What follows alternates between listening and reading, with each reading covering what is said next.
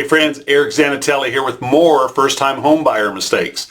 The one I want to talk about today was the one that happened to some borrowers of ours. They'd never bought a house before.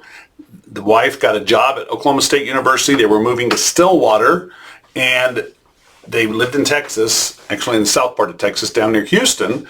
And so they found a realtor. She's a great realtor. She did some virtual tours for them, and they bought a house sight unseen just from the virtual tours. And there's not a problem with that, except for when you're a first-time home buyer, you might not know what part of town you want to live in.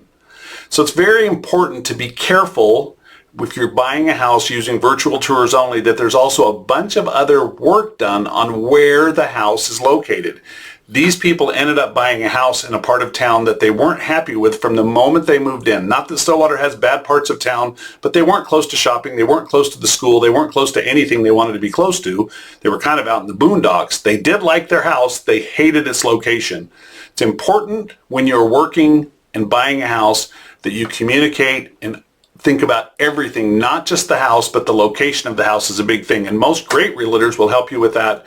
This realtor probably did point this out to these people, but because they lived in Houston and they'd never been to Stillwater, they didn't know. In my opinion, you ought to drive up here at least one weekend, look around and make sure you kind of get a lay of the land to figure out where to buy your house. If you have any questions about this, please put them down below, private message me, or give me a call.